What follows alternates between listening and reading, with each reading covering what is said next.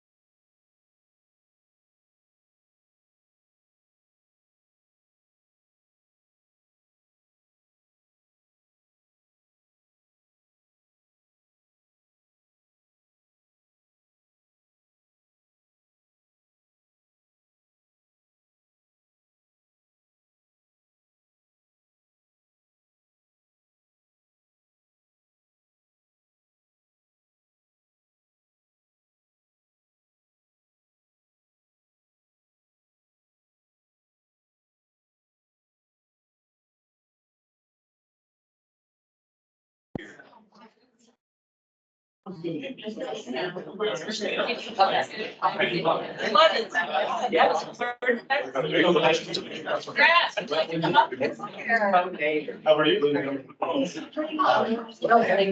run off the other day. So I was on the regular to the Grand Canyon. So that reminded me of Right, everyone. A huge thank you, everyone who came today in the most inclement of weather. I appreciate your tenacity and I'm glad you made it. It's probably stopped raining now, so we're all good. We do have a sign up sheet floating around on the clipboard. If you see it, we'd appreciate if you would sign in. We can keep you updated if you give us your email. And we can keep you posted on anything that's going on with the project just periodically, just to keep you in the loop with everything that's going on. I do want to thank again everyone for coming. We do have Penny Gibbons, I'm Julie Thomas. We're with the Board of Commissioners. Lee's not here, and I'm imagining it's weather related, but she may come, and I hope she make it safely. We also have Corey Grass here from the Sheriff's Office. He's in charge of the transition group from the Sheriff's Office into the new facility. It's a huge job. And we have Scott Carnegie here from DLZ. And we also have Steve Krieger here, who's the owner of the property.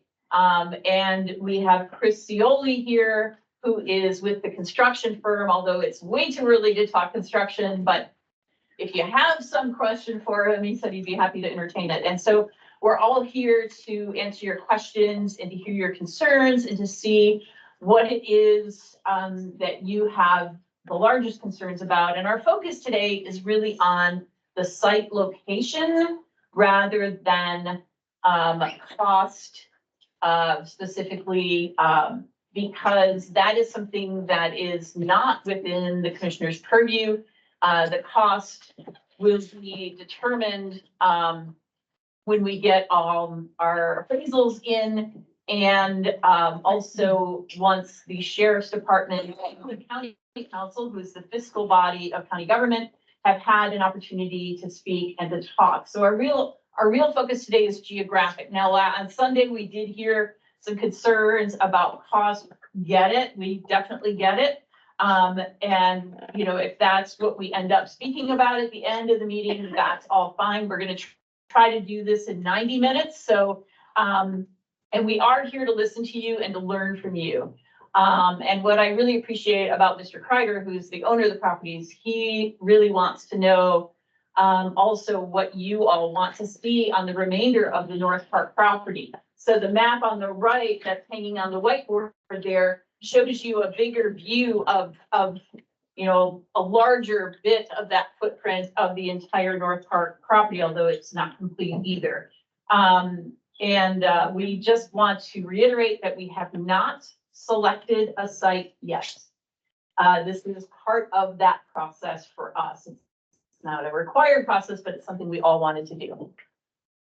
So we've been looking at a number of jails, both in Indiana and in Kentucky, in Arizona, in Columbus, Ohio. We visited jails in Vigo County, Hamilton County, Jefferson County. We've learned from staff, from inmates in certain situations regarding space design, programming, and even supervision of folks in there. We also have listened to people through Criminal Justice Reform Committee that we had going. And our goal, more than anything, is to prevent people from entering that carceral system. But if they are there, we want to make sure that we do other things, that we provide the space for programming, for education, for how you build solid relationships, job skills, work on anybody with substance use disorders and mental health issues. So there's a lot that we want to have in a jail as well, that's not just where their beds are. And we think that makes a difference too.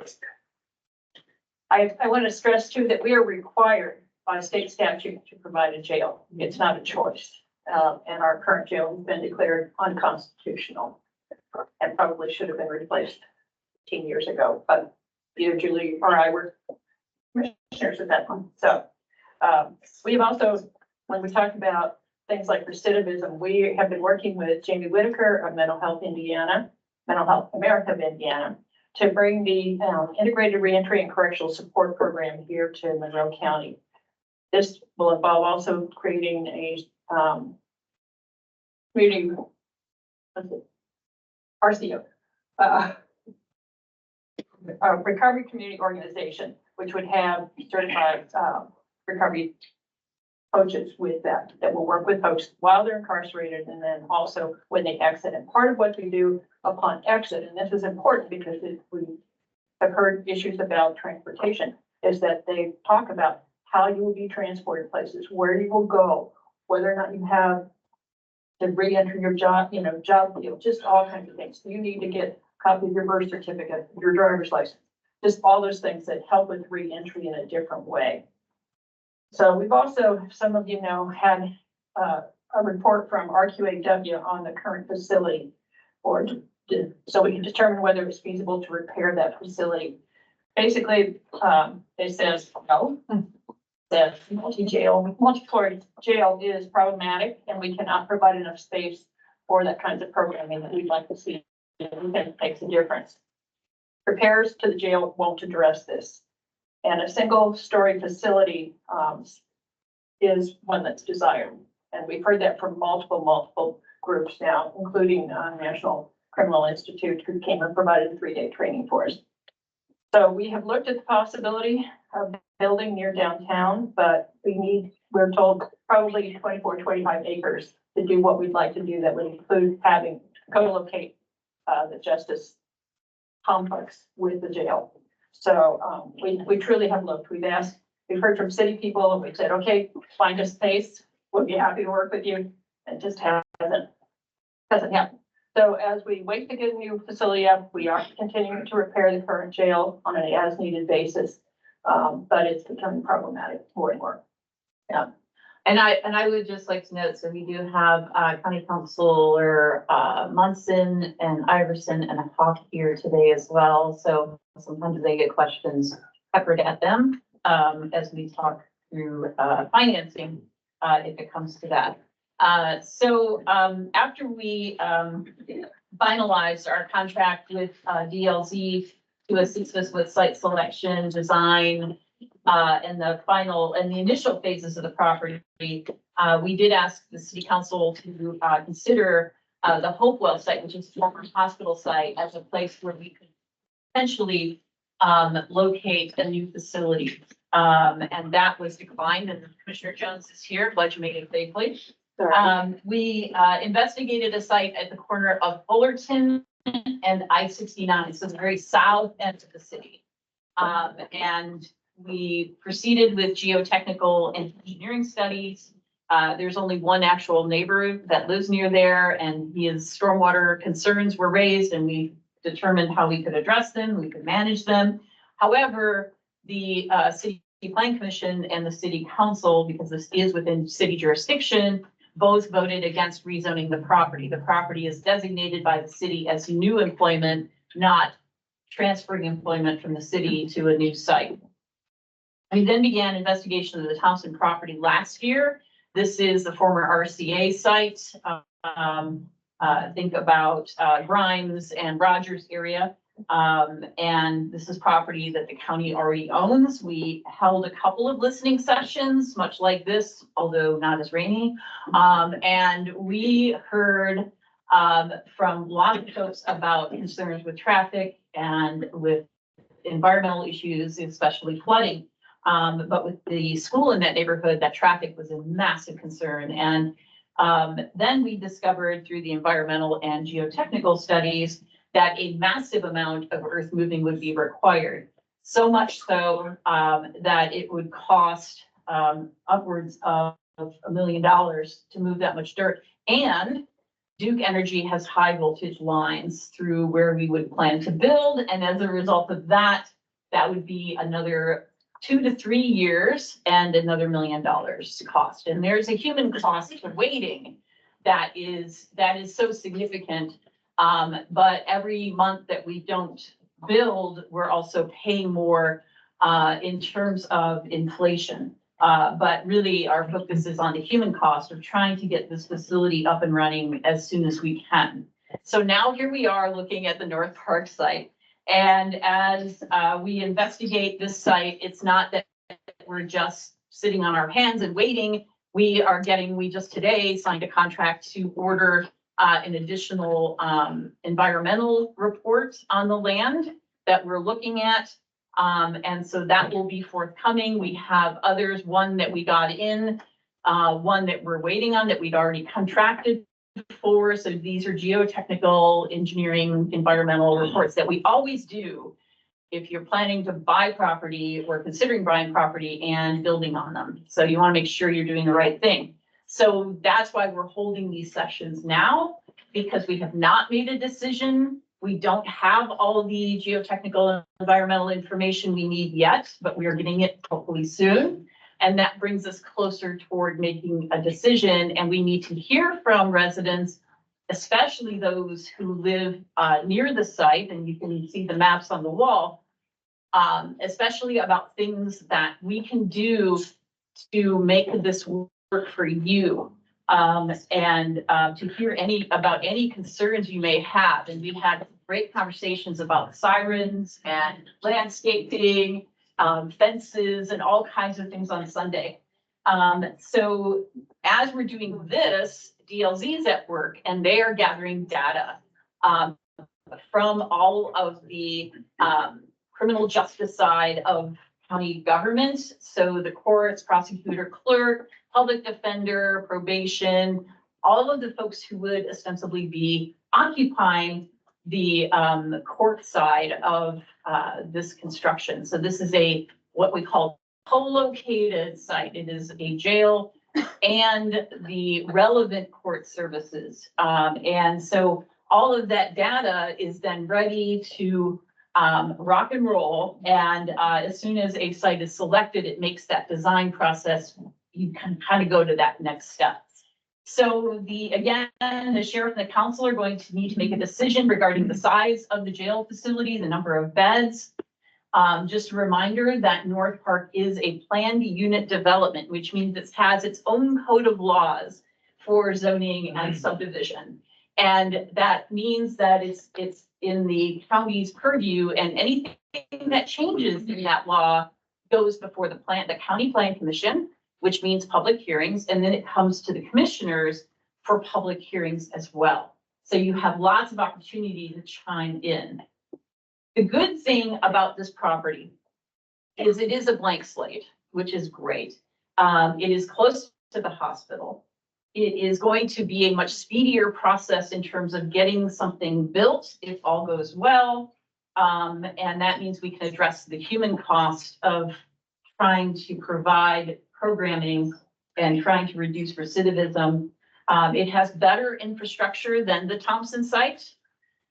It does have a package plant for sewage treatment that can be expanded if need be. It has utility access. It's close to the highway, which is a great thing. And it's close to both Bloomington and Ellisville.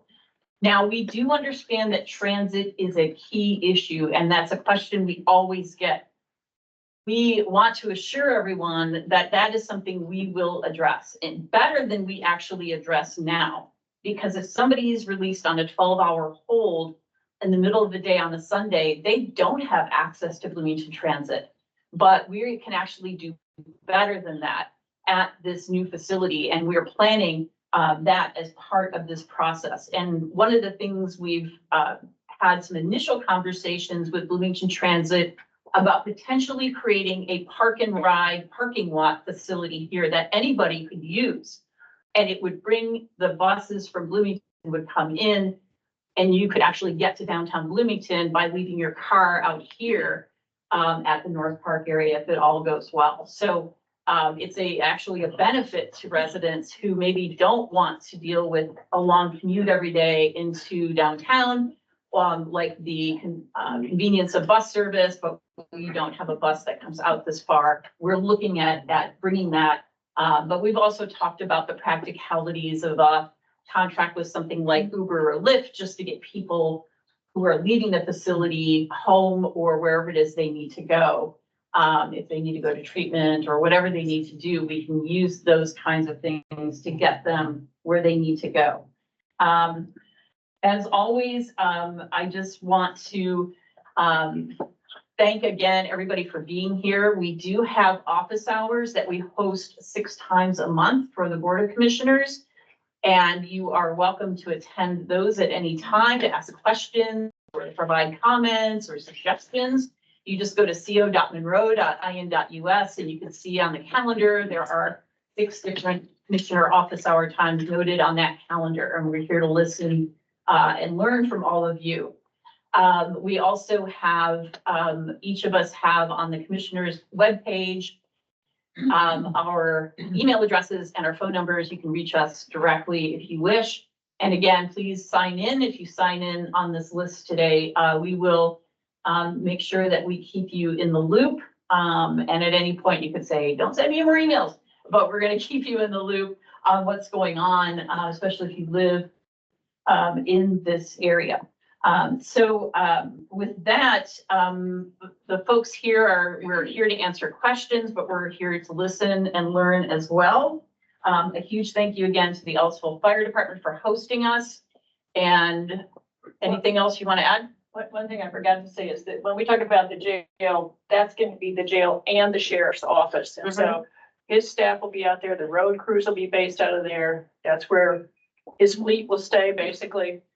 So I think that that's important too. And I raised that because we also heard people talk about safety issues. And that means more law enforcement will be in that area on a regular basis. All right, so who wants to start today? Offering comments, or if you have questions for us? One other thing, these pictures around the room, they're not facsimiles. These are pictures of facilities that DLZ has built recently. The ones that are on easels. Yeah, we have been to some of these. Yeah. And so, Yeah, it gives you a sense of what the architecture looks like, and it doesn't look like and there is a difference between a jail and a prison, of course, too, and that's important to remember. Is any of this in a floodplain? I'm sorry? Is any of this in a floodplain? Do you want to address that? Because I know that we have, So this little bump right here, this little area right here, and then there's a floodplain or floodway right through here. But the rest of it is Okay, it's high and dry. and so that's why that drawing, and that is just a preliminary drawing, that really is just to give you a sense of scale and And size. that area has a lot of limestone. Yes, I assume that impacts building costs considerably. it may, it depends on how far down the bedrock is. so. Well, I mean, if it's a single story building and you said that the cost was prohibitive on the old RCA site, it's gonna be the same here. That's not gonna be different. If the design's the same, you're still gonna have to excavate the same amount. No, the RCA site, sorry if I jump in there. Please. The RCA site has a giant mound of dirt above the ground that has to be moved first of all to get it ready. And then the excavation of that site involves power lines under the ground. It's not moving dirt for that, it's Yeah. doing the giant power lines down there have to be moved by them. They control that timeline and the schedule. So it's actually different on those Yeah, it's excavations for like sure. 50 feet of additional dirt has been tossed onto that property. And it covers like 8 acres. Acres times 50 feet. It's, It's a 6-acre footprint, 53 feet tall. there you go. And it's not just dirt, it's old quarry debris, big rocks. Yeah. So. Yes, in the back, I can't see you. Sure. So you said you haven't decided yet, but it sounds like you don't have any other choices. So is this the prime spot you're thinking about? This is the site that we're focusing on right now, which means we are pursuing, there's an expense involved with doing engineering studies and geotechnical studies and all of that and getting appraisals. And so we are doing it one site at a time. There are a lot of benefits to this site, but we do need to hear from residents about it as well before we even get back those other sort of technical bits of information that are going to help impact the decision as well. So will the cost have anything to do with picking out a site? I mean, you said we weren't gonna talk about cost, but you brought up some costs. So the cost, the impact, are you gonna decide based on what's most economical? Or is it just you want to find a good site and then cost what it costs? Yeah, that is a really great question. Because one thing we wouldn't have to do with Thompson is purchase land. But there is a lot of cost involved with preparing the property to be ready, but also, in getting, access, roadway access is really bad in that area as well. There are other problems with that site. So we are moving, through, when we started with DLZ, we had a list of potential sites and we're just continuing to move through that list. And so cost matters, but there's also, in the case of Thompson, expediency, that's important, right? So Okay. there are other things, yeah. So to hog all the time, the other question I have. I'll get it back from you. You have a new mayor and you have a new, city council, so if you went back to them to look at the political site, because I know it's a pretty prime site as well. Mhm. So we have, just had some, general discussions, and they really want that area to be new employment, not moved employment. So, they haven't changed, their opinion on that. So I'm not sure that it would go much differently if we did that again. And that took about 10 months to get it through that process. That's a lot of time spent, to come back with what's probably going to be the same answer. So that's an issue. Now, we are going to have to co-locate no matter where we go because there is a safety issue.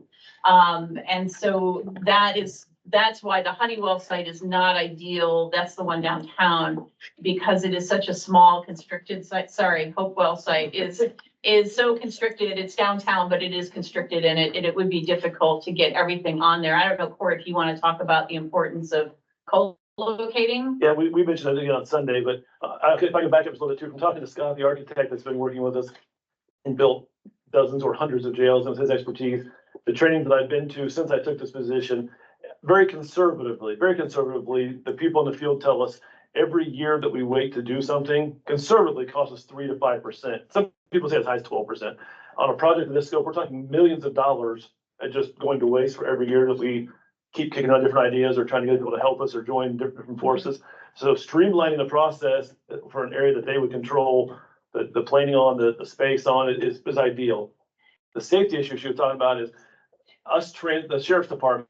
And again, I did 30 years in law enforcement, but the sheriff's department having to transport inmates from our facility to a court type facility is a nightmare. The cost, first of all, the manpower cost, the vehicles, the gas, that's a lot of it. But then also just the cost of, no matter how far apart we are, if we're a mile from the correctional, from the courts, or 10 miles, there's only so many routes we can take to get inmates to and from those two locations. And if we do it one time a day, or usually more than one time a day, they know what time they're going to court. At some point, something bad is going to happen, whether it's a car wreck, somebody tries to escape, somebody tries to rescue their family member back. It's a logistics, financial, and safety nightmare to not have them all together. So that's one reason it's ideal that, well, the sheriff's office and the jail are going to be together regardless, it seems like. I think that's kind of a point that everyone agrees on, but the justice complex being with that, I think almost everyone that's in the system agrees that's the best way to do it. As far as moving inmates back and forth, the court schedule changes every day, which is just a part of the process. It's just, there's different change of pleas, the attorneys file different motions, inmates get sent out to other facilities and have to be brought back. So we've also found, again, as far as keeping on one level for the same reason, financially and also cost and safety wise, having an elevator does not work. And no one builds jails with elevators anymore. And there's a reason why. We have inmates climbing up and downstairs carrying food. We have staff members going up and downstairs carrying food multiple times a day. It's just, somebody's going to get hurt, someone's going to get sued, someone's going to get killed.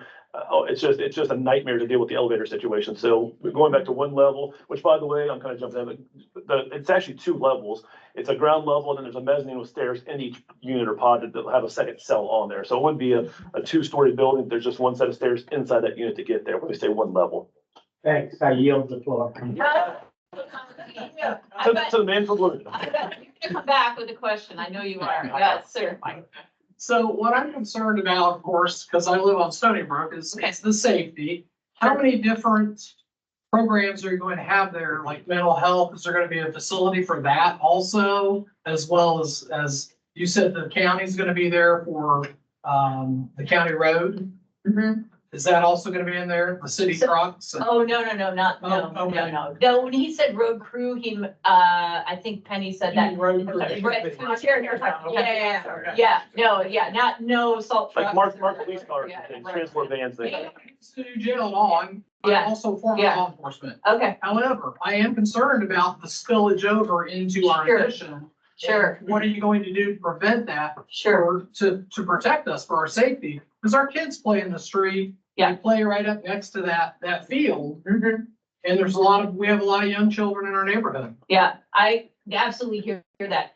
So one of the things we talked about on Sunday is going to be important. And so you can see that in the middle picture over there, there's that generic drawing. We're going to be, when people leave the facility, they will be leaving from toward the 46 side.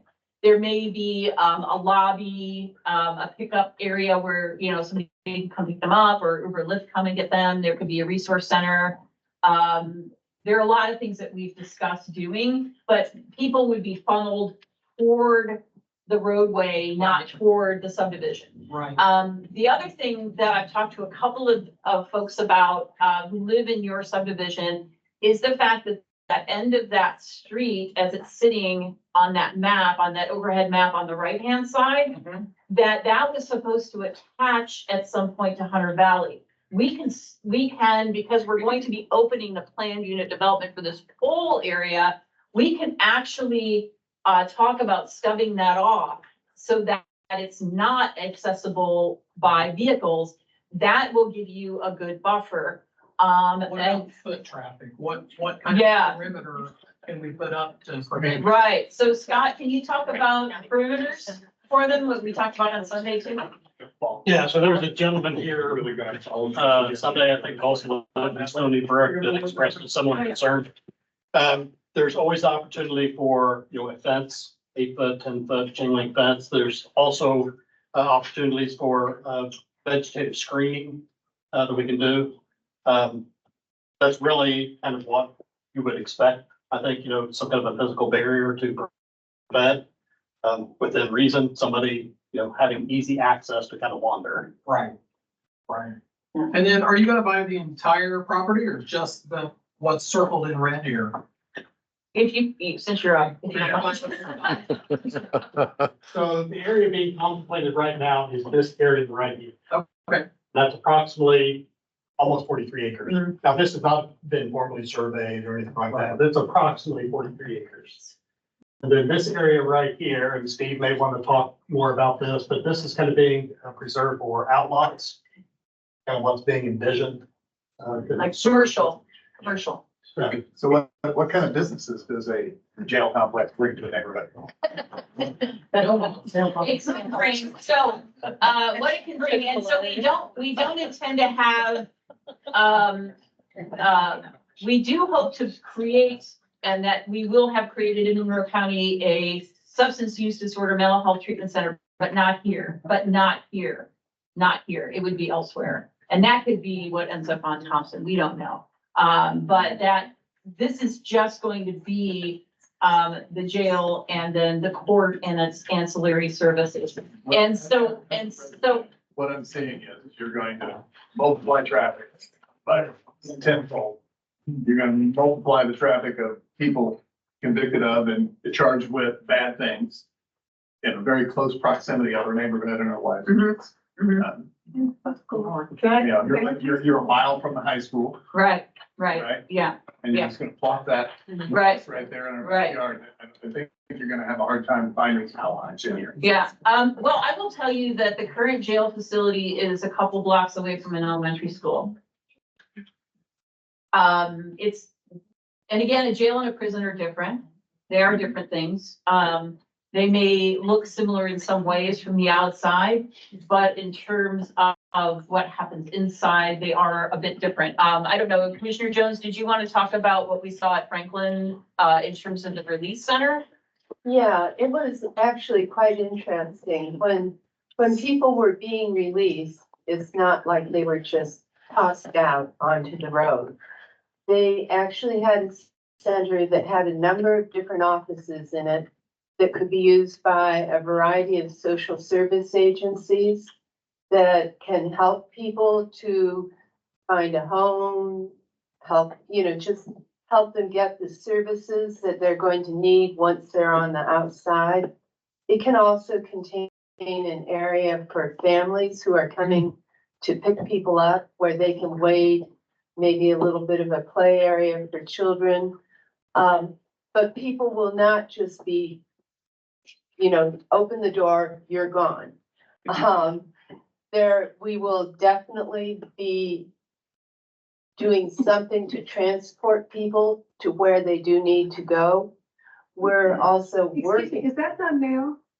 For Pardon? transportation? is No. that done now? No. So that means Why would we expecting that would be added now? I'm confused. There's a lot of things we're not doing now. We're not treating mental health issues. We're not treating alcohol issues. We're not treating things that's the problem. Our jail was 40 years old. It was bad 40 years ago, and it's worse now. And so Providing those services at this facility? what's I'm sorry. You're planning on providing all those services at this facility?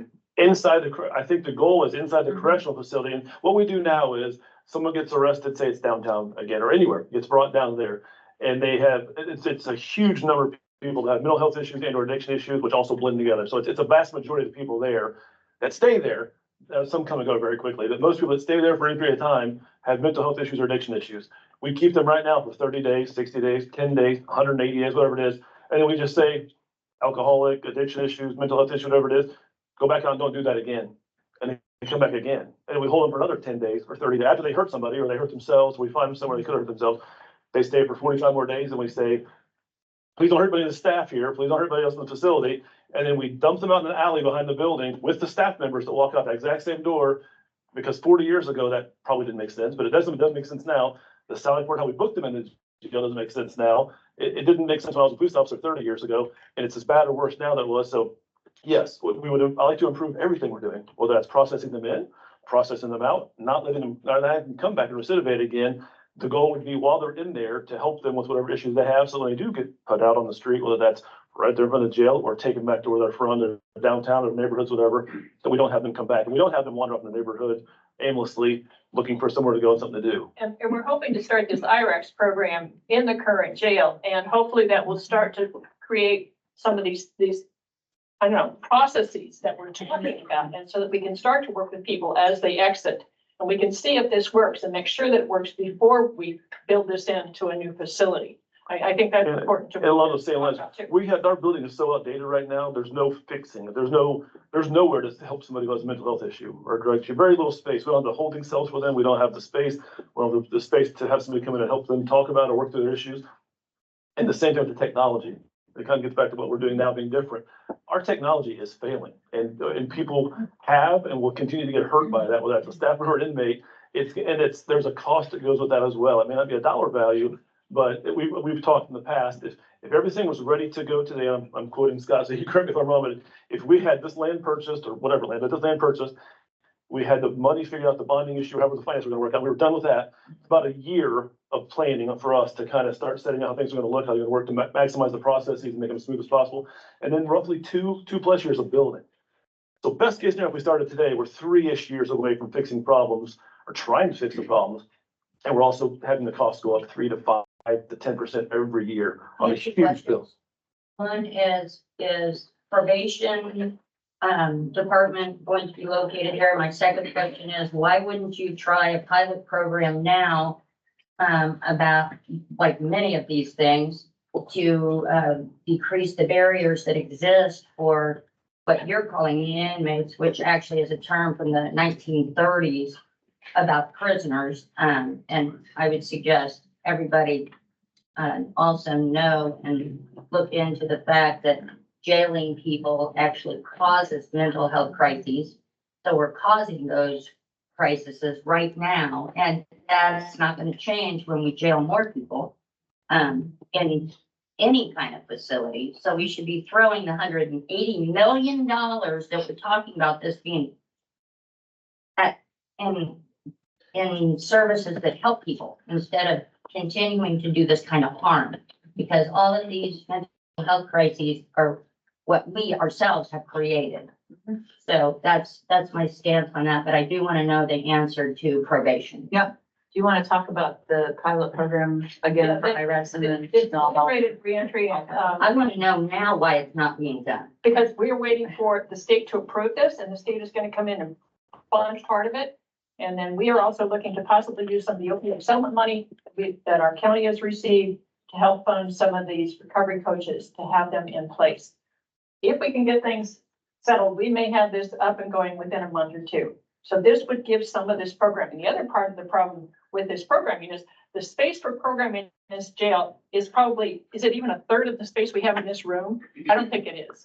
No, probably not. We just don't have that space to do some of this stuff. We're lucky that we can, that the current sheriff is willing to work on finding space for this Irish program to be put in place. And part of what they do is they come in, they do assessments for people, and this is a completely voluntary program, by the way. Nobody is forcing you to do this. Folks are interviewed with a kind of a standardized interview process. And one of the things that they found is that people with substance use disorders are often people who have mental illness issues and they're self-medicating.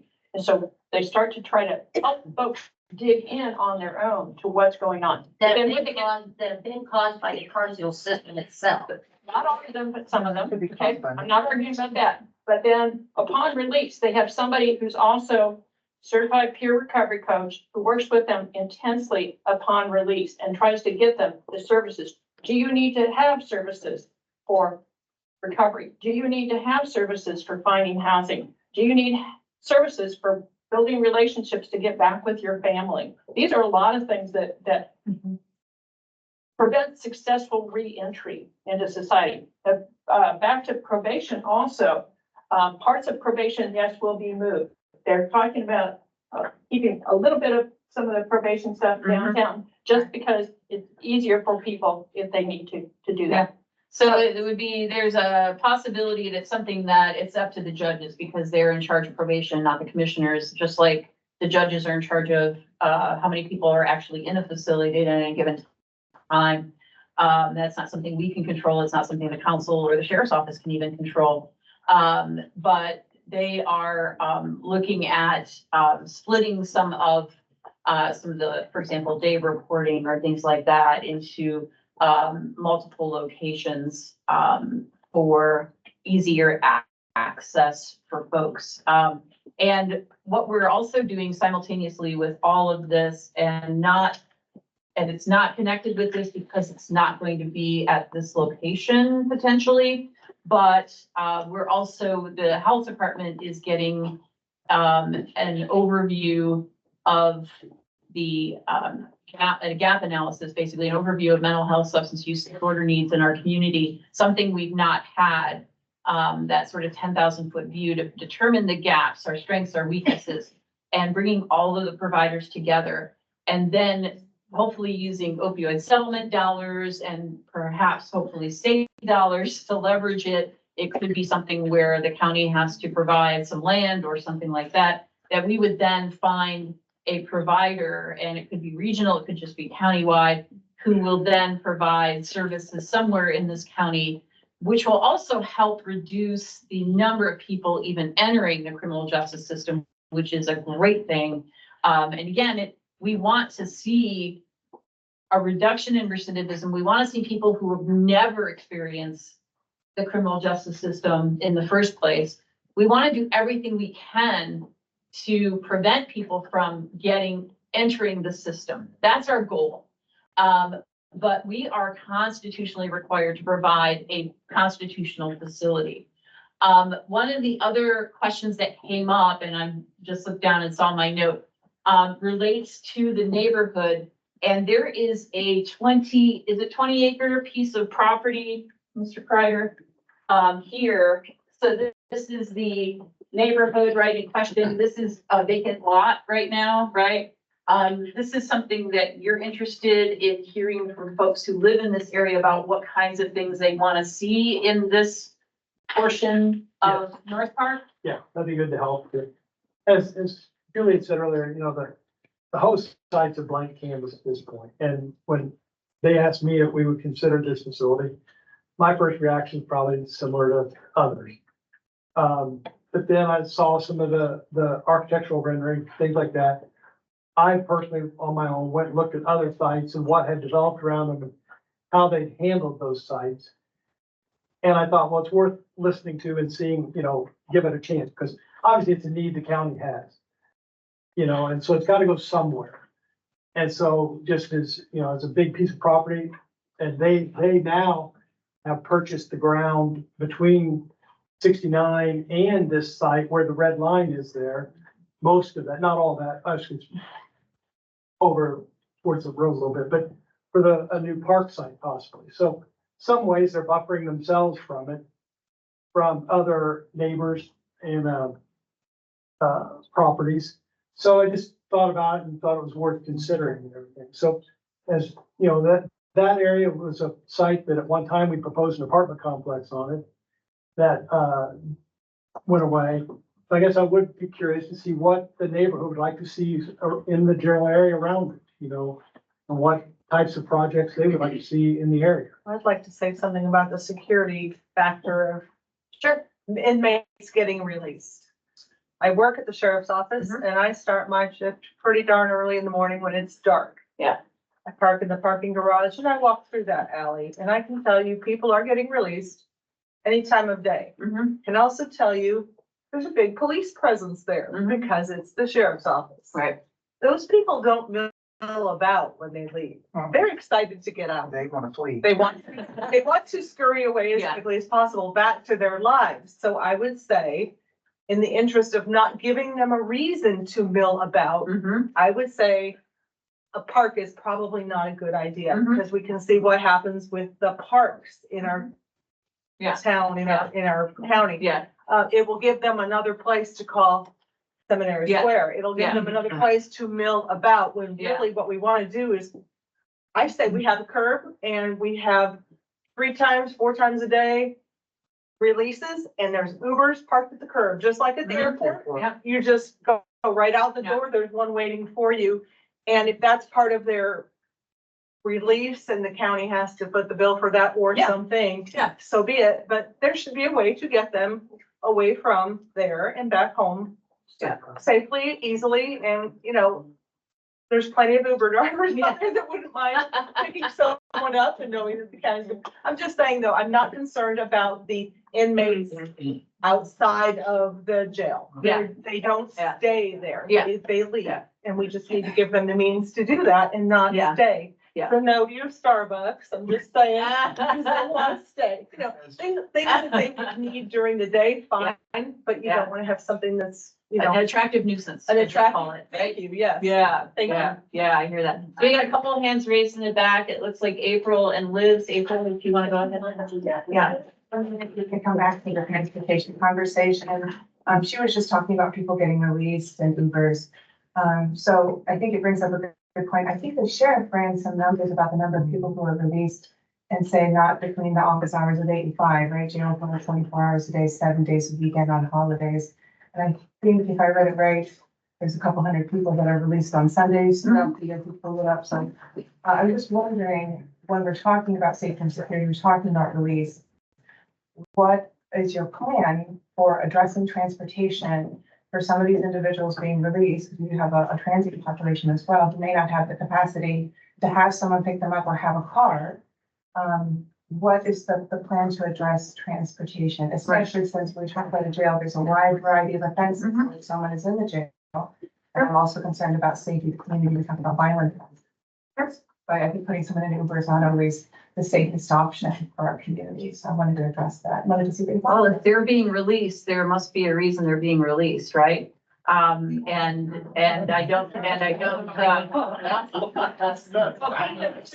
Public bus wouldn't be any different. Yeah, I don't know what the If difference you're worried would about be, safety, yeah. then. But again, we are talking about the potential for, If it's, during Blue Transit hours, that we've got that potential. We don't have anything for them downtown right now, and so this would actually be better. Using contracted services, whether it be, something owned by our department that then takes people downtown or whatever it might be. There are a lot of options, but I think at this point, our focus is not on the details because we will figure that out. But we just want to assure people that we will do better than what we do now, in terms of getting people home to Beacon, to services, to wherever it is in the county that they need to go. And that is something that we recognize is important, and that is something that we know we have to address. Liz, did you have I did. a question or comment? You have photographs here of some of the facilities I think you've seen, is that right? Mm-hmm. So there's been a little bit of discussion I've heard about what is around facilities. So can you give us some idea of what was around those facilities that you saw? Yes, thank you. And actually Scott could give us even better because we went to different facilities and not all of these. So if you can help us with that, that would be great. Talk about Hamilton County and all that good stuff. Yeah. Yeah, so this photograph over here, this is Jefferson County, it's a Vanderbilt facility. It opened about 6 months ago. So Jefferson County, Madison, Indiana. It's an open parcel. There's a factory to the east. Really, And how many beds? How many houses are next to that? How close? they're, I can check it, it's mostly field, farm, How field. about this one right here, this? There are residences by Jeffersonville. So the center one there, that's Franklin County, that's in Columbus, Ohio. It's programmed for a 2,800 bed facility. We'll get, it's not there yet because they still have to do phase 3. It's in a kind of a semi-industrial, commercial, lots of businesses around it. No neighborhoods. There are some about a quarter mile away down on Fisher Road. There are residential homes just down the road from that facility. The one there in the corner, that's Vigo County Security Center, obviously Terre Haute. It's next to a mall, shopping mall. I mean, close proximity to a mall. It's also in close proximity to a sewage treatment plant. This is Elkhart County Community or Regional Jail, Elkhart, Indiana. There are some residential in fairly close proximity, so it's a very large parcel. That's 1,001 bed facility. Mike And then, Kraus and I are looking at properties in Ellisville to purchase, and we're not gonna locate here if this is happening. We'll say it. I'm curious, the one that had the wall nearby, which came first? the mall. But what about Hamilton County? Yeah, so Hamilton County, Ellisville, Indiana. I know Steve, you've been there to that one as well. It's actually, just want to say it's a campus. They have a work release program there. It's right across the road from Hamilton High School. It's literally right across the road. You could throw a rock and. And across the street from an elementary school. Yes, Okay. yes. And is the current jail not 2 blocks east or west from residential homes? Yeah. Currently? There's a lot of residential downtown. Right, we're right next door, right? They're all facing. Right next door and then elementary school a couple blocks away. Yeah. In the blue jacket, your hand's been up the longest. Thank you. Yeah, thank you. My Thanks for family being- lives on South Street Road, so we are probably less than 4 miles from the proposed site. So I want to go back to the safety concern because that is my biggest concern. Sure. I have a responsibility to protect my kids. I have a 5-year-old, a 3-year-old, and an almost 1-year-old. I love to play outside, right by those woods. Like our property doesn't quite touch pattern and pattern, but it's right there. We can see it. And I strongly oppose this measure simply because of the risk that it poses to my family and the children.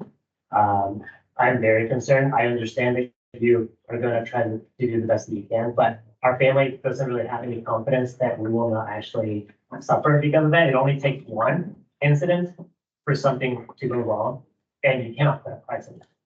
And so I strongly oppose that. I would certainly consider if there's other measures where there aren't any neighborhoods. I know we're not the only family there too. There's children, I said twins right across the street from us, kids that would suffer potentially from these measures. So I just voice my concern and say that I oppose the risk. There are, and I definitely definitely hear that. And it's something that we've all talked about a lot. And it is a real concern. It is a real concern. I hear that. And it's something that I know, Scott and DLZ has heard a lot in various communities as they work through this process, in other communities as well. And so, yeah, we take it seriously. We definitely take that seriously. Oh, for sure. So in the very back row. Yeah, I'm asking another question now. Okay, I knew it. Well, you know, if I had to live by, a jail, I might be a little nervous. I wouldn't want to live by a cemetery either, but I'm superstitious. But my question is about process. So obviously, this wasn't your first choice. And when you go back to the Fullerton Pike, which I think might have been your first choice, and then you talk about the Thompson property, which was second or third choice.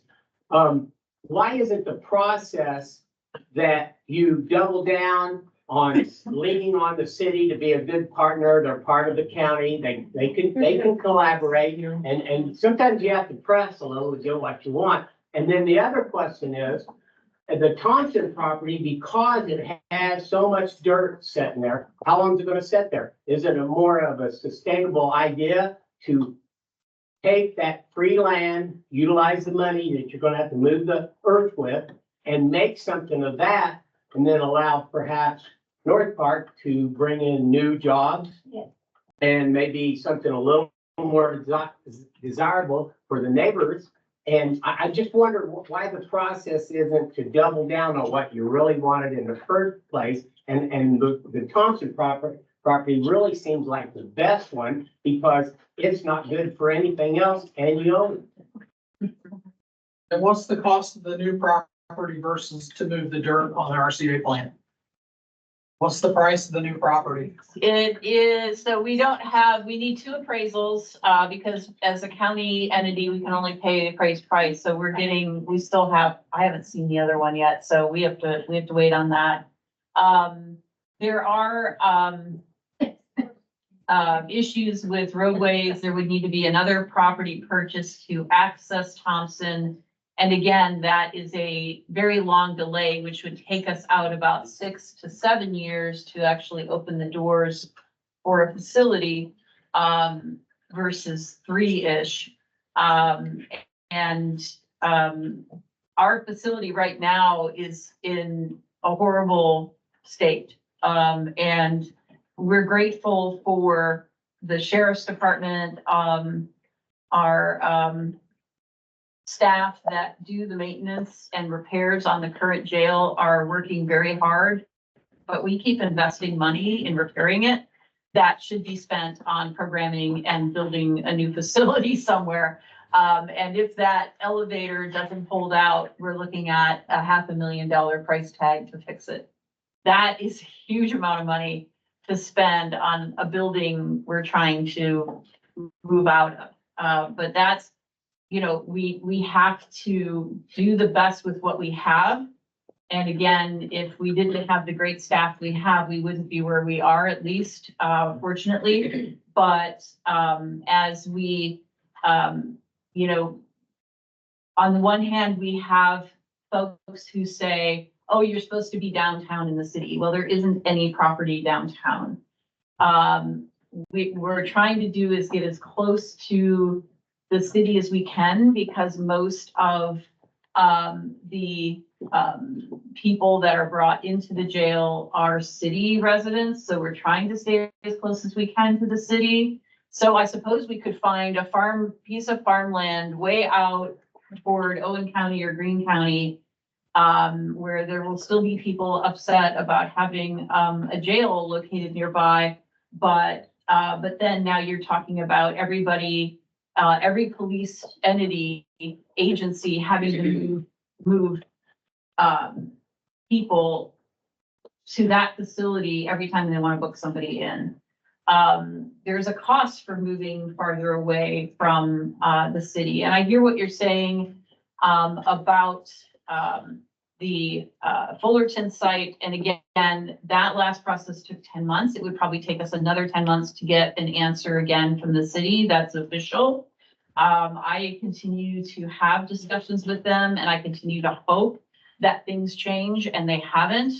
And that is, you know, we can't make them do it. And there were folks who were upset about that location because Fullerton Pike has not been completed to I-69, but that's going to actually happen. Fullerton Gordon to Roar is actually going to be one roadway, and that's just a few years out from completion as well. So I definitely understand the frustration because we've lived it and felt it and tried to work through it. And it's not an easy thing. In the back? My question is for the owner of this property. So this property was put into a PUD maybe 25 years ago, 20, is that about right? And it hasn't been developed, housing hasn't been put there, neighborhoods haven't sprung up, businesses. Can you explain what the holdup is? Because we need housing. Why isn't this housing? Well, part of it, the area for the housing, well, first I'll go back to the multifamily piece was the way we're gonna develop it to begin with. And that one part that we tried and it was, people didn't want that project. And since then, we've had a couple groups come through for apartments, but they needed tax abatement. And the problem is that that doesn't work real well in this situation. And so, and we've, you know, and since then, I mean, I've heard people have said, you know, it's a great spot for a grocery store. We thought so too. We've talked to different groups and at one time, one that offered a contract, and they backed out and said it was too pioneering for them. And they didn't want to go there. So I think a lot of what hurt was when we did this in 2005, you know, in 2008, the retail world changed. And now it's like, and I know in our other business, it's, you know, we used to build 5 shopping centers a year around different places. There's no shopping centers being built in our house. We all know. We go to the mall here, it's changed, which is what we had set for this was retail and, you know, a town center. But that time changed the way we all shop. You know, now shopping centers that we're using are the warehouses that are being built. That's how everything's being done. So no matter what happens here, we've got to rethink the whole proposal because it's just outdated. The world's changed. So that's, you know, there's a lot of reasons. I said this, I look back and I asked myself, was I crazy? Why did I do it? But then I looked at the things we had, and there was a time when we actually had some people very interested in building the shopping center. But then that 2008 hit, and everybody pulled the horns in and stopped. So, and it's never recovered since. My follow-up question is, what's the big mound of dirt that? It's just extra material we brought in from other jobs that will be used in that area, can be used in that area for construction. Thank you. Yeah. You're up here. Yes, you could. You're next. Yes. So I just want to start out by saying I recognize the tough spot that you're in and I recognize the need for jail and I agree with the services that need to be provided. One of the things that you said, that heard you all say is that you're here to get feedback and you're here to learn, right? And so I want to say thank you for that and for these listening sessions. I don't know if any of you live in Ellis. I don't want to make assumptions about your involvement in Ellisville. If you live in Ellisville for your close. Okay, great. I think one of the things that you're going to hear I'm not surprised about the safety concerns in our group, but I think one of the things that you're going to hear is we don't feel heard a lot of the time. Bloomington's the big voice. And, you know, I've worked on the Envision Ellisville project. I'm current chamber board president. And collaboration across this county is very difficult. It is very challenging and it is very difficult. Decisions like this impact a lot of different parts of the county. And so I think I came tonight wanting to learn and understand. And I think it's really important that you do learn and you do listen. I I don't know if you know anything about the work we're doing in our community. You spent the last 2 to 3 years listening to our residents and developing a future vision for the community of Ellisville. One of the things I cannot get out of my head is when you come off I-69 at this exit, it says Ellisville. It doesn't say Bloomington. It says Ellisville. And, you know, the community of Ellisville is tough to identify what it is because the actual town limits are very small. Yeah. But the people who identify with living here Yeah. is much bigger than that. And you can hear them, they come here to live here for a reason. They choose this area and not Bloomington for reasons, and they want to preserve those reasons. And they have thoughts and feelings about what they want this community to be. So I think it's really important that you listen to that.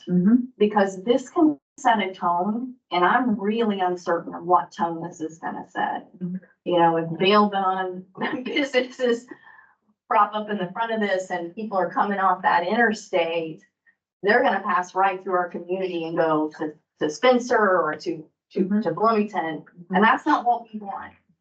We have limited resources here.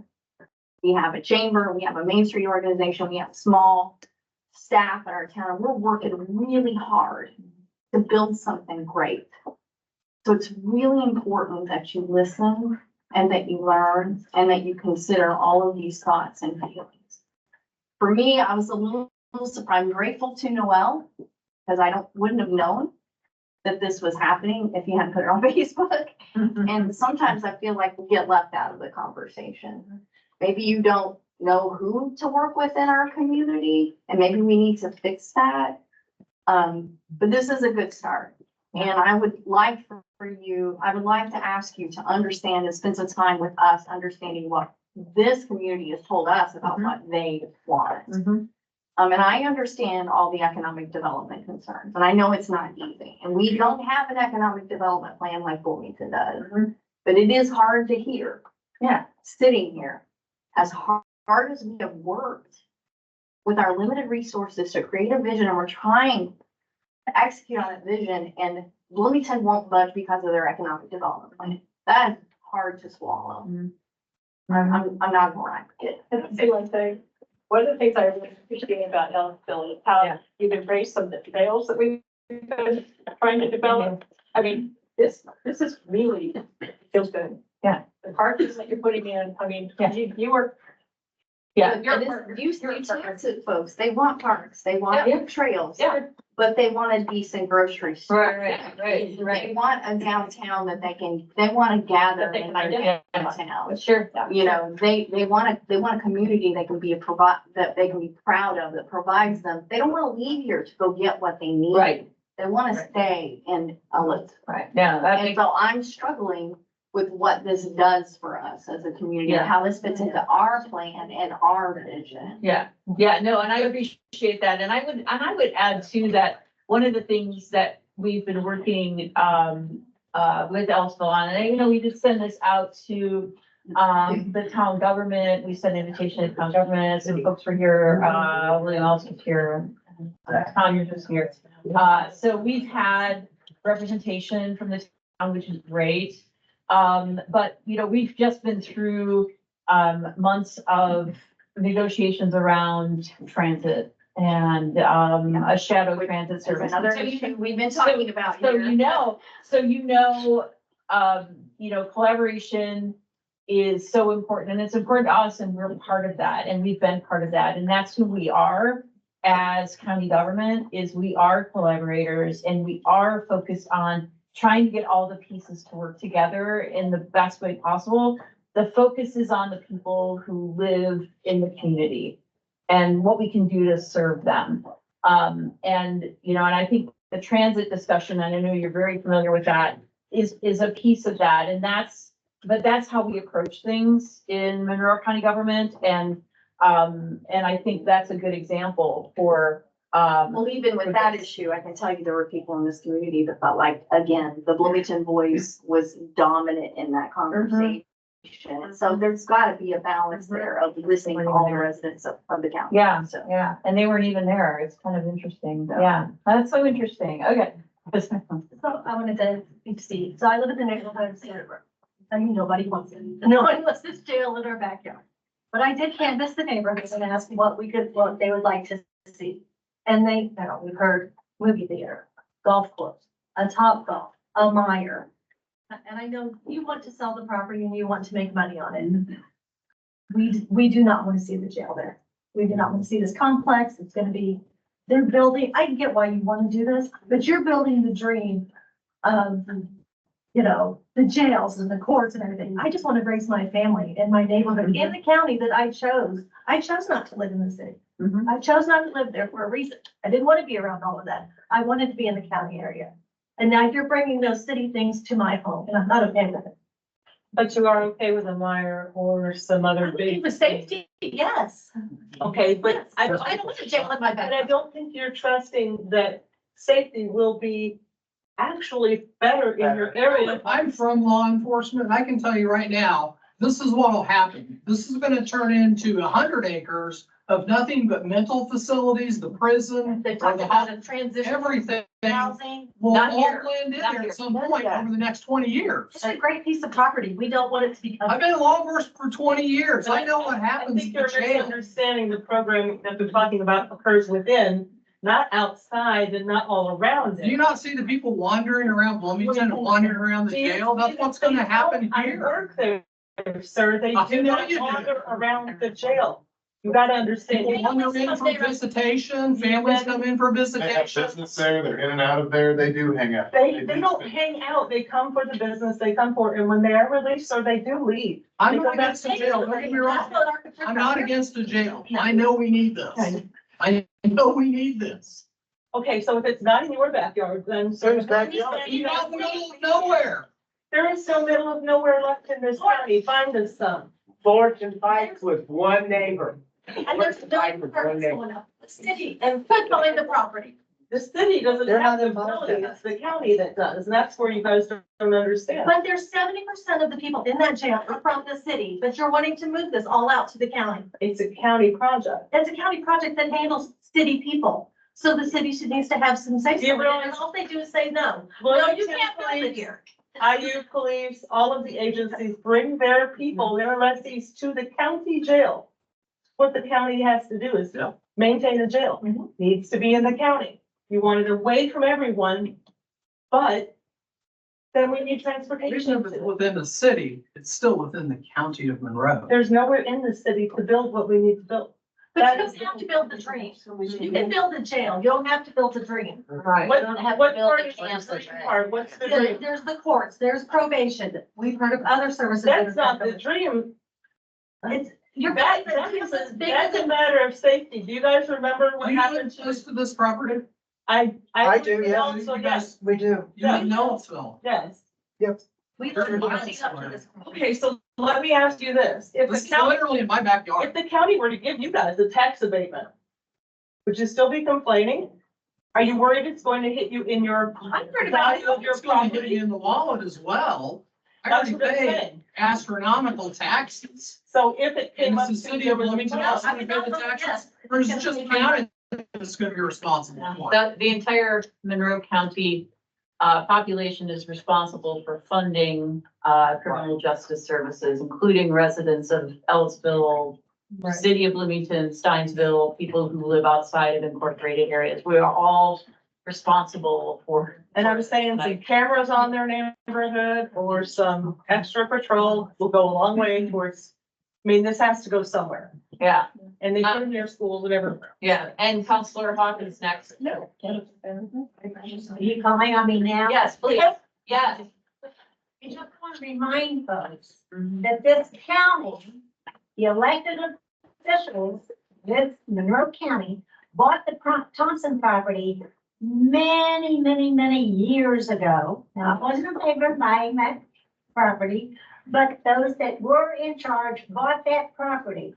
And it was set for, to build Justice Campus there. So why are we listening to the neighbors there when they built after they already knew or should have known what that property was for. But when the neighbors in that, around the Thompson property complained, oh, well, the commissioner said, we're listening to the neighbors. Now it's over here and we don't want it. And it was, that property was not purchased for that. We didn't have that knowledge that that was happening. Now they don't want to listen to the neighbors, or they pretend they are and they're not doing it. So I don't see why we don't go back to the Thompson property. I don't like that property, but hey, it belongs to the county, and move forward with it. Every year that goes by, we're getting in another $11 million or thereabouts in that income tax, and that we're putting aside for this property. And we've got the money that we put and that we bonded for to pay for the other property that we didn't end up getting, the Bill Brown property. So we can go ahead and fix the Thompson property. It belongs to the county, and the neighborhood already knew it was going to be put there. Well, maybe the. And there is a human cost to the police, I get that. And we as humans too, and it's a human cost to this community to do this when it's not what we are supporting. And sir, I'm gonna try to hit people for first comments first. Yes, sir. Question about the extension of the Hunter Valley Road out to Arlington Road, Old 46, 17th Street. What's the timeline on that? Because if I remember correctly, in reading all the previous information, no shovel work can be done on that property until the roads are upgraded, so that that extension is complete, that the island is removed, and that the road is complete as described in previous discussions. So can you speak to that? And then a suggestion for the commissioners, the counselors. I would suggest you go up to the Marion County Justice System campus if you've not done so already. Take a tour of that. I can connect you with some of the magistrates or some of the judges who, for lack of a better word, say it sucks because, and those are words from one of the magistrates that I won't say who, because there is no food there. There are no restaurants. It's out in the middle of nowhere. So court employees, judges, magistrates, there's nothing there for them. So I know that's a concern of Mr. Kreider because he's asking us, what do we want to see on the front parcels of 46? And, you know, I've heard it, you know, a Chick-fil-A, a Myers, how are you going to integrate that? That would be a question. And again, Hunter Valley, where are we at on that? Okay, so Hunter Valley, our intention was to construct a piece there.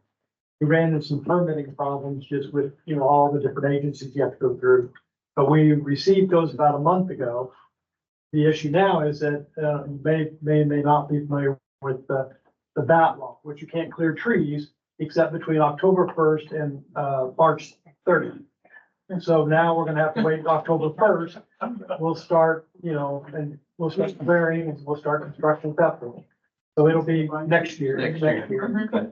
It's not good. The bats will have a home. I guess one other question, and I think you alluded to it, you're doing your environmental impact studies, and does that include the current capacity of the sanitary waste facility that exists?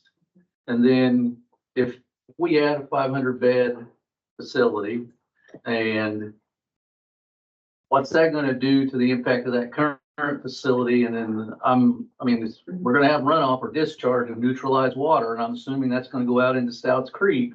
So I don't want to see a repeat here of Bottom Road. Yeah, I hear that. Of Yeah. air quality and value of properties. You know, and again, you're asking about what can we do with that property? Have you reached out to Cook or Boston or Catalent to look at the model that they're using in Spencer for employee housing? Because I work there and I'm tightly intertwined with that, and they're building 14 houses at a time. They're filling them. They're doing 14. They're doing phase 1 was 14. Phase 2 is 14. Those are all done. They're into phase 3, which is another 14 homes, and they're bringing their employees in to provide a steady opportunity for quality housing in a controlled building process. So you know, if you want, I can give you the contacts for all the people I talk to at Boston and Cook, and if you don't know that, and we can get you hooked up there. So, and one question for the council, who is your bond counsel? Is it Steeple, Baker Tilly, Ice Miller, who do you work with? Who is it? I'm just doing it, you know? I'm asking because I want to be able to reach out to that bond council so I know what your borrowing capacity is, so I can request that information, so I can see your illustrations. Right. And I can see what the tax impact is going to be if this is $160 million or $180 million or whatever it may be. Sure. So, Yeah, Cheryl, I can Counselor answer Munson. that- I can answer that question. I suggest you contact, county attorney, Mr. Jeff Cockrell, got it. who has, worked with, our financial advisor, through the company FSG. Right, and I got information from him yet, just this afternoon, but we were told not to talk about money yet. Thank you very much. No, and that's, so I don't know if you want to address the question about housing. One of the things we were looking at, in this area is potential for doing, what's called a residential TIF, which would be, providing more affordable housing than what you get in the city. It also gives you a 20-year guarantee of an income flow to put back into the residential TIF area. So Right, because it's a TIF. you're gonna build right. houses to help pay Right. for whatever you're putting in there. And so that's one of the options we're looking at with, this pool of North Park as well. It's something that we're really interested in because it does help with affordability. Which Now- is something that we can't, you know, elsewhere, if you think about anywhere else, in the county right now, anywhere outside the city is not providing sewer service, sewer hookups for any residential. They've even stopped one project midstream. And will not grant additional sewer access for that project that had already been approved and already had a letter of service. So, the city is not doing sewer extensions, so we have to provide denser housing where we can put in or where there is a package plant. And this package plant was built to be expanded. This was originally supposed to be hospital, right? Imagine, right? And, there was gonna be a fire station and there are a lot of things in the original plan unit development that aren't coming. But clearly that plant was built for something, much more than housing in just in a small residential area. It's actually developed to cover this entire property. I don't know, Mr. Craiger, if you want to add anything to that. One, it has a capacity at this point, but it's not anywhere close to. Right. So as, you know, and like Julie said, you know, originally the hospital was gonna locate there, which one of the things in 2015, and they decided to go the bypass change thing. So there's capacity in the plant right now, and it's an expandable package plant, so it can be increased in size. So, ma'am, you in the back, if you haven't spoken yet, yeah, you, the hunter, yes, thank you. Yes, I had to stand up. Yeah. Yeah, great, thank you. And many of you already know me, I'm Danielle Bird. I'm a social worker, been a social worker in the county for over 30 years. I think you all have good intentions. I really think you're missing the mark. And I know that I keep saying this at these meetings. Really, we need to look at renovating. I've read all three consultants' reports. I've looked at pictures. I've toured the jail. I'm on a board of an organization that serves people who are currently and formerly incarcerated, who's actually put out a statement saying they do not want a new jail. And you're talking about programming, and I understand we want to serve the people. I'm very concerned about the individuals who are incarcerated. I'm also extremely concerned about the routing of public money to $180 million. And that's a conservative estimate for what all this co-location is gonna cost. I'm worried that we're putting our focus and we're saying we care about people in the community and we don't want to arrest them. Yet that's where our budget money is going. If we're getting Marty Hawks at $11 million for this Thompson site, and somebody said that the elevator's expensive. The buildings are expensive to maintain and they're expensive to renovate. But it's downtown, everything's co-located.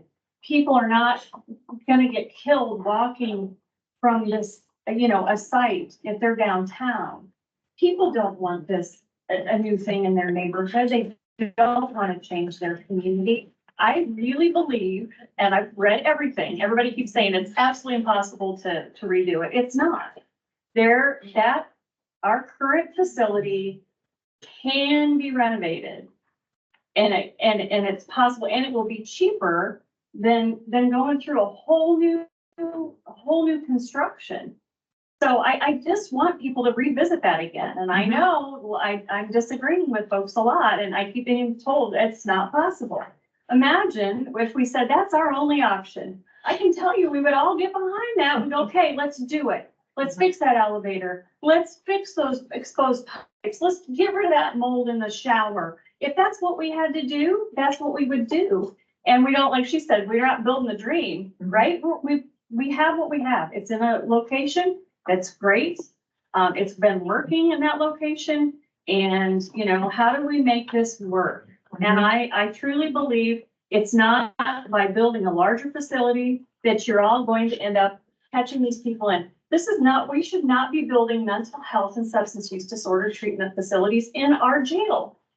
I love people who have these issues, and I don't believe they need to be in a cage. No, that's not what we're talking about doing. I just want to be clear about that, that there is a plan for those who are incarcerated to have access to treatment and mental health services. As a clinician, it is not evidence-based to provide those things in a cage facility. But our focus is on providing that elsewhere in the community as well. But to have somebody who is incarcerated and not provide any services is also a really terrible thing. But I hear what you're saying now.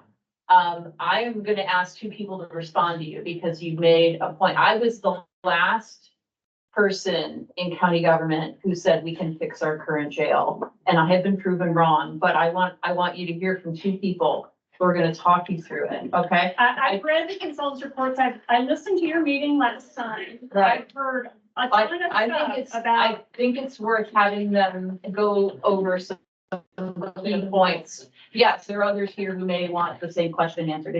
I'll start with you, Scott. Can't wait to hear this because Julie, I've actually looked at your blueprints for your home and told you it could be built the way that your architect did it. And sure enough, it was done, wasn't it? So I know, I was in building trades for 13 years. I know that site can be rehabbed. But So could the building be renovated? Could any building be renovated? It's possible. Is it wise? It's the best long-term solution? I personally believe no, for a variety of reasons. One is we're working within the confines of an existing footprint and streets and a parking garage, so we can't expand, right? And you heard Corey Grass talked previously about the lack of programming space. We've all talked about the lack of programming space. We're not going to necessarily fix that within the existing confines of the footprint. Also, when you do a major renovation project like that, you have to bring it up to current standards. We're very likely going to actually lose the rated bed capacity. It's going to be reduced when we bring it up to current DOC standards. So that's another issue that we have to deal with. Secondarily, you have to remember this is a secure facility, 24/7 operation. So we have to relocate those inmates during construction somewhere, housing them out of county. It's costly. If you could even find a county that could take the number of inmates, you'd very likely be splitting them up among various counties. And then if you brought back here for court appearances and then away from their family even farther, it's just all kinds of costs. It's spider webs out farther and farther than. There are very few, You have to relocate the courts too. and I've only, out of the several correctional jail projects I've worked on in my career, I can only think of two that were multi-story. Multi-story jails, they pose a lot of problems, a lot of safety concerns. And, you know, the existing justice center, the inmates are up on top, and then the offices are on the second, third floors. Inmates know that, so they intentionally try to flood and cause a lot of harm. Yeah. That's happened several times. Yeah. Oh, yeah. A lot of money. Just moving inmates vertically in elevators, you're moving all your food, you're moving all your services in an elevator, which in the existing jail was only one elevator, which that was the first mistake. It's very costly and problematic. And it's more staff intensive. It is. And Courtney, did you want to add anything? It's hard to say better than he says. He does it for a living, all over the place, all the time. It's his full-time job. But again, and there's a lot of different costs, but the Sally Port's a great example. Again, the police cars had to pull down the alley from all the different agencies and pull into the Sally Port, which didn't used to be big enough for the cars to get in. They have done some renovations and scrape out some curb. But the best we can do there is put better lighting, and the current sheriff did a great job, and he painted a mural on the wall to make it look better and happier, but we're still processing one inmate at a time. So on a busy weekend, when there's 3 or 4 police cars pulled in there, just sitting with inmates on the curb waiting, we're not processing. There's just, again, it just spiderwebs out from the mental health issues, the cost, the benefits of having somebody close to their family, programming, the risk that comes with our facility. I interned that facility in 1993. It was terrible then. And it's the equipment has done nothing to get older. The technology, as far as the door sensors that the inmates can overcome, they found ways to break off magnets over just those small things. It goes, the door locks we've had to, the door locks that we have on the cells were made by a company that's out of business, got bought by another company that shut them down on purpose. So we can't get those door locks fixed. Our toilets clog. The way we built our jail 40 years ago-ish, all the plumbing goes down one place. So if they try to flood the whole unit, we don't know where it came from. There's technology now that manages how much water flows through there, which is a cost saving, environmental issue. If somebody says this person's trying to flood their cell, somebody in the control room just flip a switch and turn off the water. There's software now. It's so basic software that says you can flush the toilet twice an hour or 10 times a day or whatever it is. There's the technology to fix a broken cell, which we have all the time. Our staff has to go in and shut down the entire block, get the people out of that area, go in and work on the thing and then fix it. The way they're built now, there's a chase behind them because they address those kind of things from behind that continues to run the way it's supposed to be running while things are being fixed. The maintenance plans are better. It goes on and on and on. Yeah, sir. So is this proposed facility, is this a maximum security hold? I mean, classifications of jails and prisons are done differently. I don't know, we've discussed the exact level, we feel like we have now. So I mean, people are not free to leave, correct? We would get like federal level prisoners. No, that's not my understanding. No. No, that's not my, no. It's been a while, but it was my understanding we did do that. I mean, We charged for those. oh, yeah, no, that's not in our Not plan. aware of that. Our plan is not to build a facility that's large. That's what they actually did at Jefferson County, is they built a very large, that facility is A for-profit prison. Jefferson County. They built a larger facility than they needed because it's a very rural county, but their facility is large. And they did that because they are going to be in the business. So. That is not our intention at all, although that again What is is, the average bed size in our most bed size? And size, Number of beds. that count. Number of beds. it varies too. So the proposal, RQAW just came up with a feasibility study, which was mandated by law. They proposed 512 beds, I think it was. Now, Scott can explain better. I think the rated capacity, and I try to simplify it in easiest terms as I can. If you have 100 beds in a facility and someone says you only have 80 inmates, they say we have 20 open beds, so you're not at capacity. It's very complicated the way people are assigned based on their crimes, on separation orders, on gender issues, just general.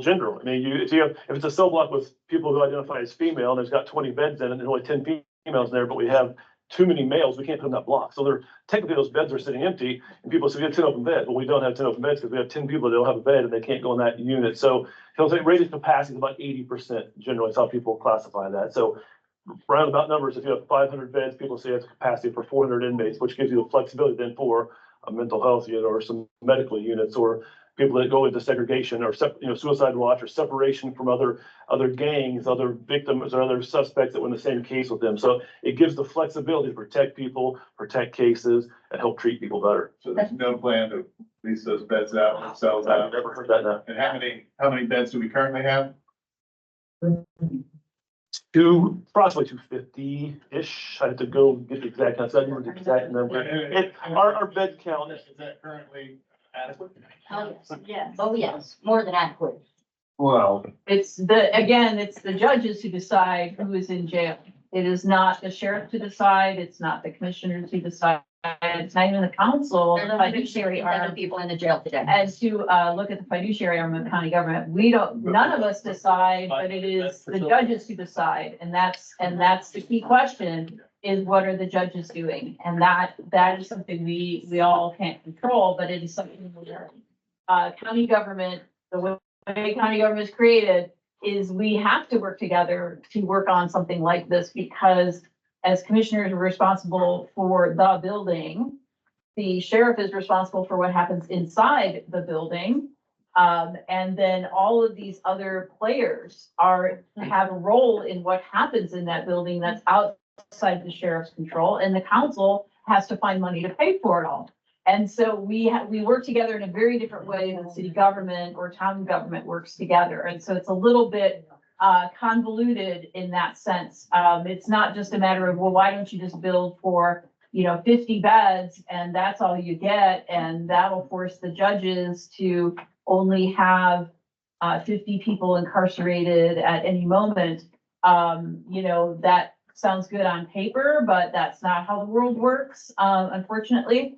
And again, this is something where we are constitutionally required to provide a constitutional level of humane care. And sir, and we are at yonder 90 minutes, but you haven't spoken yet, so.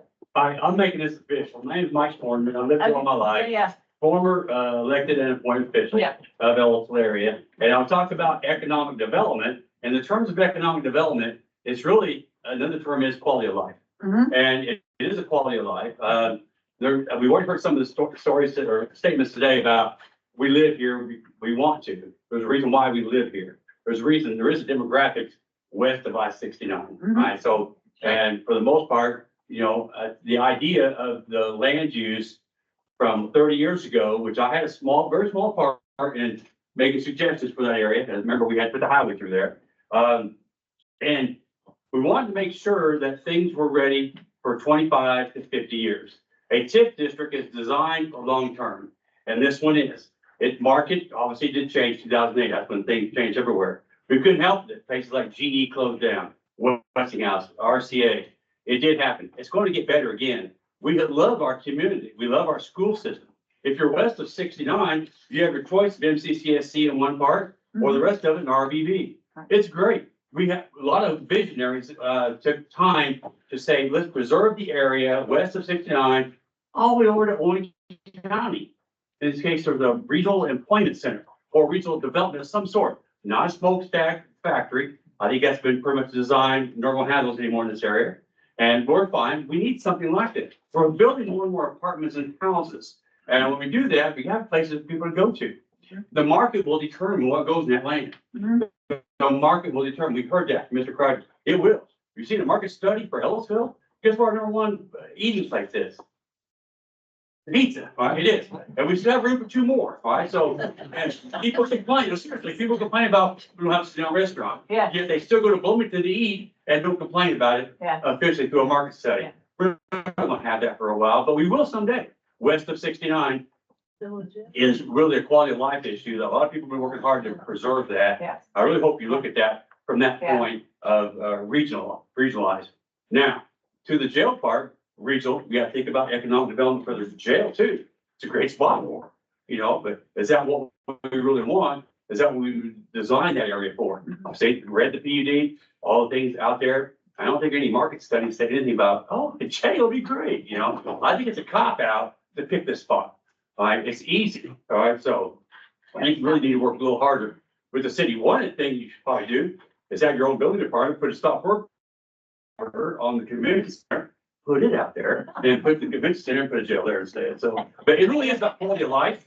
And I do thank you for coming here to Ellisville and reaching out to everybody here. So I think it is more about that than anything else. Yeah, and we actually looked at the land we own near the convention center because the city council kept saying, well, put it there, but it's not big enough to do a 1-story jail facility in. And and it's also, you know, clearly, once again, we'd be building a two-story, you know, you can imagine that that's just asking for trouble for people down the road.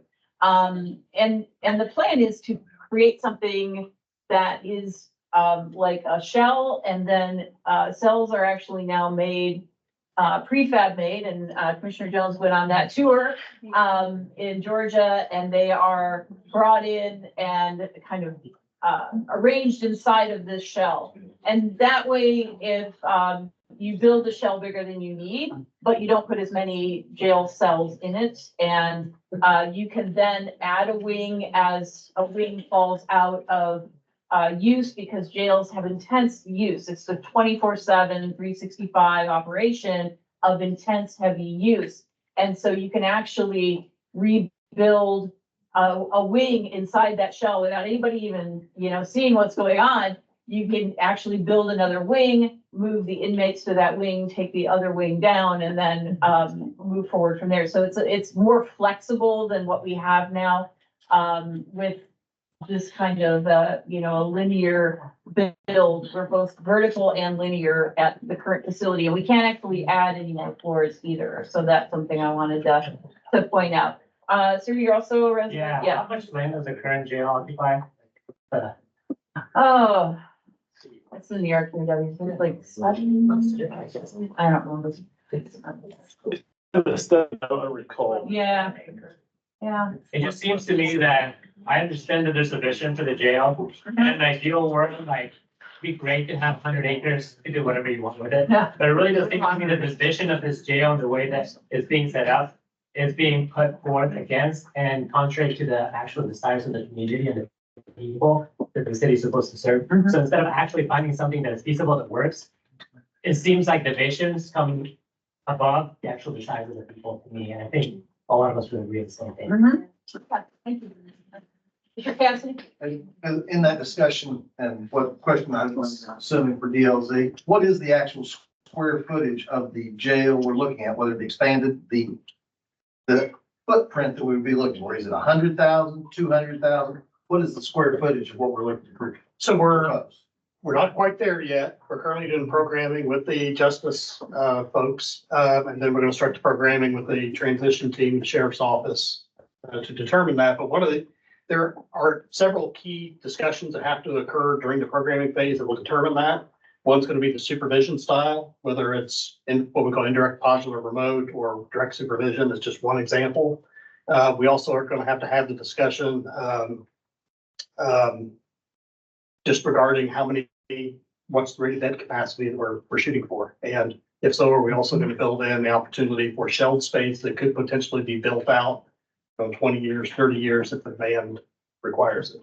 Well, I guess to simplify that, what is the average square foot of per bed cell? What? If it's a modular situation. Inmates are required to have. Yeah, so if I'm understanding your question correctly. So when we're talking about a modular steel cell, Yeah. each inmate has to have 35 square feet of unencumbered space. Unencumbered meaning not the confines of the combi unit, the combined toilet sink, or their bunk, or their desk or writing surface. And the minimum dimension is 7 feet, has to be 7 feet or I wider. guess to simplify it, since these are modular units and you built them previously, what is the dimension of the modular unit? Because then that also goes into square footage of what each on the big. Yeah, so they're usually about 80 to 85 square feet. I mean, because they're double bunked. So that would give you 80 square feet. We need to yield 70 minimum unencumbered for 2 inmates, 35 square feet per inmate. So we have to subtract out the footprint of 1 bunk, a combi unit, and a writing surface and stool. Make sense? Yeah, and you can't forget all the ancillary services that are needed. You know, it's not just about, you know, a cell. It is the chase, it is the food service, it is the administration, it is. What brings me to ask all that this, question is, yeah. when I see Sure. exterior footprints and laid out buildings here, what is that? And the question about what our existing footprint is, what is that? Yeah, that's a great question, and I think Scott should address that because he drew it. Full disclosure. Yeah. because when I developed this, it was very quick. It was in conversation with Steve and the county. We just kind of put some images on here, but we really want to focus on size, just to give people an idea of scale and relationship. So full disclosure, I should have removed that little white footprint there. That's actually the footprint of the Hamilton County Jail. Now, the reason that we selected the Hamilton County Jail, just for preliminary scale purposes, is one, several people have toured it, they're aware of it.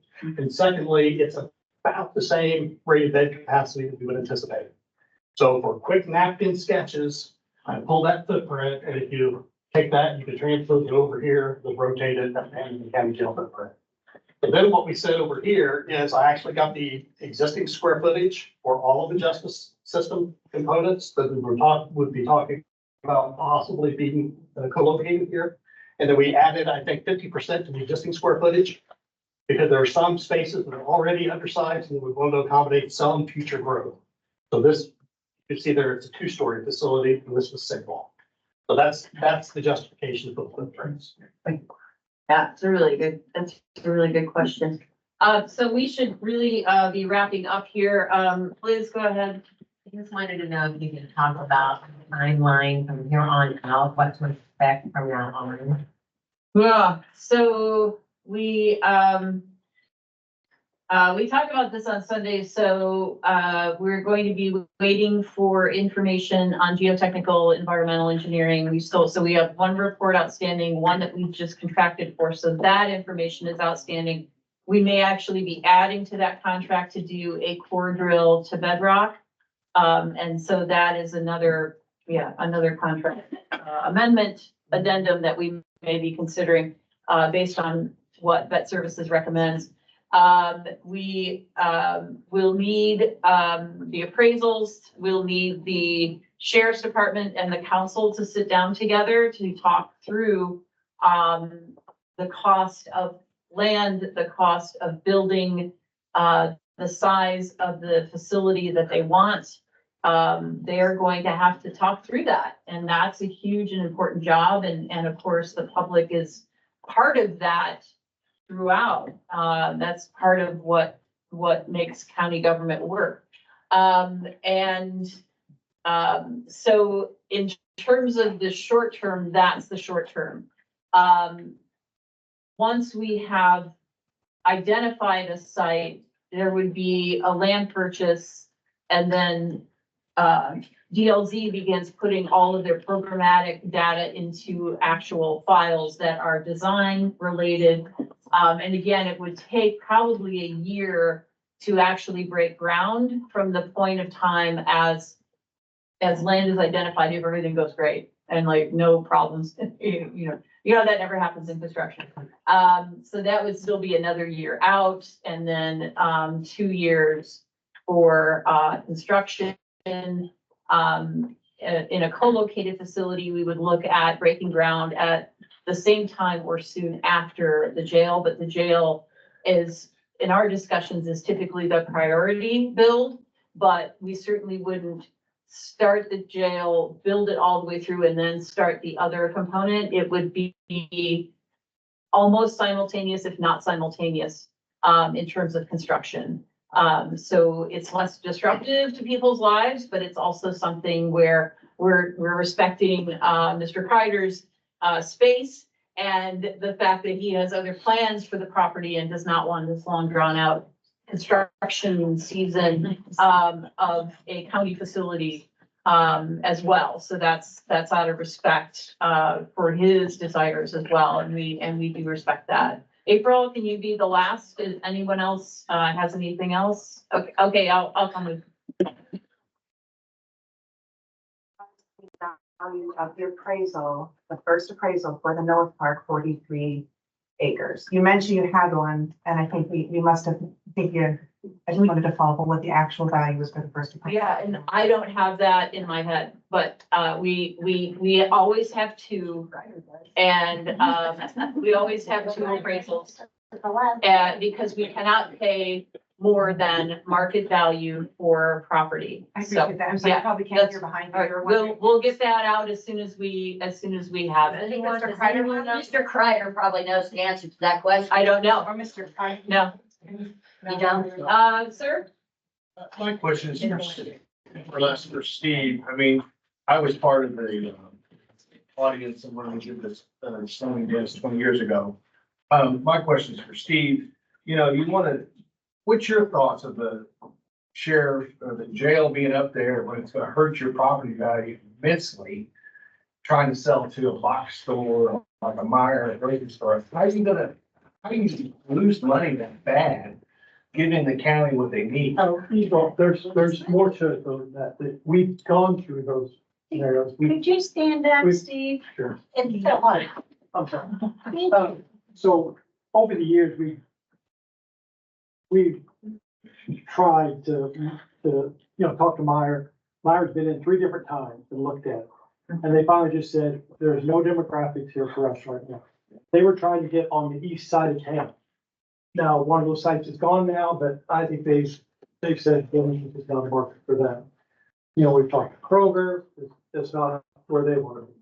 They actually said they bought the old Marsh store as a blocking move, so nobody else would get it. But this area is just not an area they wanted to go with. So, we tried that. We had it at one time, there's been 2 different groups looking at it for a shopping center, for retail. And both after doing their due diligence, just said it just doesn't work. So that's obviously much to our disappointment. I do think the hospital moving hurt us a lot. And the hospital stayed where they were, originally gonna go, but it changed things drastically, And so let's say, earlier that from 2008, it took a few years for even, that whole market to recover. It was just starting to recover when the hospital decided to move to a different location. So, so that's, the long answer is that we've tried a lot of different scenarios, even apartments at this point. But why apartments? Why didn't you try for like houses, affordable houses? Well, I mean, we got a ton of apartments in Bloomington. We don't need any more. We need houses. But why haven't you scoped out a lot and say, okay, we're gonna build 50 houses here. We're gonna have 50 homes. But now you're gonna build a jail on your land and you're just gonna kill the housing market up there. You're gonna kill my house value. I've earned the right of my home value. Now you're gonna take 30% away from me because you're gonna let them build a jail. Well, first off, I'm learning just as you are about the process and all of it. Okay, like I said, my first reaction was no. And so, but then as I thought about it, it is a county problem, and we've got to figure out where it should go. And I don't know where that is either. And so I think it deserves at least the ability to look at it and see what it is. And the housing portion of it on North Park was to go back to the north, back up in there. But the idea was to develop, that road's not gonna be inexpensive to build. That's the most difficult road we've got to build there. And so we needed some of these other areas to move and although we're in building business, I don't like building for free, just. You don't even have signs up there saying lots for sale. You don't have any signs up there that says anything's an opportunity, even build out lots. You don't have one sign up there that says anything for sale. I mean, that's been 20 years like that. Well, we know you own it, but you don't advertise. No, I didn't say that. I said we tried a different approach. You haven't had a sign up there, right? No, we have not had. Okay, so I mean, how many cars drive past there? Anybody know? 50,000 a day? I mean, you don't have any signage up there to tell us it's for sale or come and build a house here. You've got houses up there that you're leasing the land to for the counties. So you get a tax break as farm, we don't commercial tax break. But come on, I mean, you don't advertise it for anything. Yeah. Thank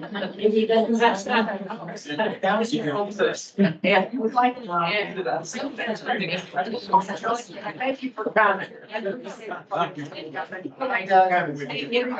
Thanks. So if you have other questions or comments, send them off. Thank you for being here.